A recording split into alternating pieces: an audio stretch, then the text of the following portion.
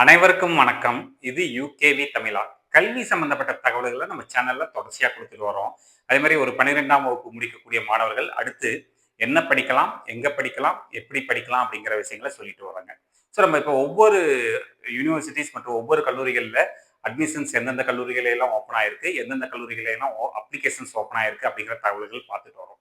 அந்த வரிசையில இந்த பர்ட்டிகுலர் வீடியோல நான் எந்த கல்லூரிய பத்தி பேசப் போறேன் அப்படின்னு பார்த்தீங்கன்னா, சாஸ்திரா யூனிவர்சிட்டி. இந்த சாஸ்திரா யூனிவர்சிட்டி ஆனது வந்து பார்த்தீங்கன்னா 3 இடத்துல இருக்குங்க. ஒண்ணு தஞ்சாவூர், இன்னொன்னு வந்து பார்த்தீங்கன்னா, நமக்கு வந்து கும்பகோணம் மற்றும் சென்னையில இருக்குங்க. இந்த சாஸ்திரா யூனிவர்சிட்டில இந்த வருஷம் நம்மளுக்கான அப்ளிகேஷன்ங்கிறது ஓப்பன் ஆகிருச்சு. அதாவது அட்மிஷன் ப்ராசஸ்ங்கிறது ஓப்பன் ஆகிருச்சுங்க. இதுல என்னென்ன கோர்சஸ்லாம் நடத்துறாங்க, பிளஸ் இதுக்கான அட்மிஷன் ப்ரொசீஜர் என்ன, இந்த அப்ளிகேஷன் ஃபீஸ் என்ன அப்படிங்கிற ஏ டு இசட் தகவல்கள் தான் பார்க்க போறோங்க. சாஸ்திரா யூனிவர்சிட்டி பொறுத்தவரைக்கும் 3 இடத்துல கேம்பஸ். ஒண்ணு தஞ்சாவூர், இன்னொன்னு கும்பகோணம், இன்னொன்னு வந்து பார்த்தீங்கன்னா சென்னை. இதுல வந்து தஞ்சாவூர் கேம்பஸ்ல வந்து இன்ஜினியரிங்க்கு முக்கியத்துவம் தர்றாங்க. கும்பகோணத்துல இன்ஜினியரிங் மற்றும் ஆர்ட்ஸ் அண்ட் சயின்ஸ் இருக்குது. சென்னை பொறுத்தவரைக்கும் காமர்ஸ் குரூப்புக்கான ஒரு கோர்சஸா வந்து பார்க்கப்படுதுங்க. இதுக்கான அப்ளிகேஷன்ங்கிறது ஓப்பன் ஆகிருச்சு. இதுக்கு அப்ளை பண்றதுக்கான கடைசி தேதி இவங்க வந்து என்ன சொல்றாங்க அப்படின்னு பார்த்தீங்கன்னா, ஜூன் 5ஆம் தேதி சொல்லியிருக்கிறாங்க. ஜூன் 5ஆம் தேதிக்குள்ள நீங்க என்ன பண்ணிக்கலாம்னு பார்த்தீங்கன்னா, உங்களுடைய +2 ரிசல்ட் வரவும், +2 ரிசல்ட்ஸை பேஸ் பண்ணி நம்ம என்ன பண்ணிக்கலாம் பார்த்தீங்கன்னா, நீங்க வந்து அப்ளை பண்ணிக்கலாங்கிற மாதிரி இவங்க வந்து சொல்லியிருக்கிறாங்க. இவங்களுடைய கோர்சஸ், அதாவது இவங்களோட அட்மிஷன் ப்ராசஸ் என்ன, என்னென்ன கோர்சஸ் வச்சிருக்காங்க, இவங்களோட ஃபீஸ் ஸ்ட்ரக்சர் என்ன அப்படிங்கிற மாதிரியான எல்லா தகவல்களையுமே பார்ப்போம். இவங்க வந்து என்னென்ன ஃபுல் டைம் ப்ரோக்ராம் வச்சிருக்காங்கன்னு பார்த்தீங்கன்னா, பிடெக் ப்ரோக்ராம்ஸ் வச்சிருக்காங்க, எம்டெக் ப்ரோக்ராம்ஸ் வச்சிருக்காங்க, அதே மாதிரி இன்டகிரேட்டட்ல வந்து எம்டெக் ப்ரோக்ராம்ஸ் வச்சிருக்காங்க. இது போக வந்து பார்த்தீங்கன்னா, நமக்கு வந்து லா ரிலேட்டடா நிறைய கோர்சஸ் இருக்குது. தென் வந்து பார்த்தீங்கன்னா, சயின்ஸ் ரிலேட்டடான கோர்சஸ் வச்சிருக்கு. பிடெக் ப்ரோக்ராம்ஸை பொறுத்தவரைக்கும் இவங்களுக்கு வந்து என்ன பண்றாங்க அப்படின்னு பார்த்தீங்கன்னா, என்னென்ன கோர்சஸ் அப்படிங்கிற மாதிரி கொடுத்துருக்காங்க அப்படின்னு பார்த்துக்கலாம். சரிங்களா?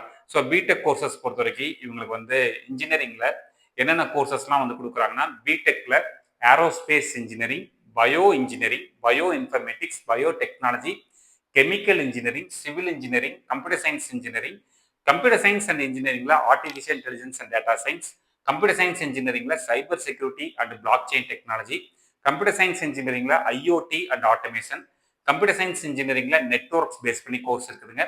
Electrical and electronics engineering, electronics and computer engineering, electronics and communication engineering, electronics இன்ஜினியரிங்ல VLSI design and technology, industrial engineering and management, அதுபோக information technology, mechanical engineering, robotics and artificial intelligence, அதுக்கடுத்து வந்து பார்த்தீங்கன்னா இன்டகிரேட்டட் எம்டெக் வந்து பார்த்தீங்கன்னா பயோடெக்னாலஜிலையும் medical nano டெக்னாலஜிலையும் வச்சிருக்கிறாங்க.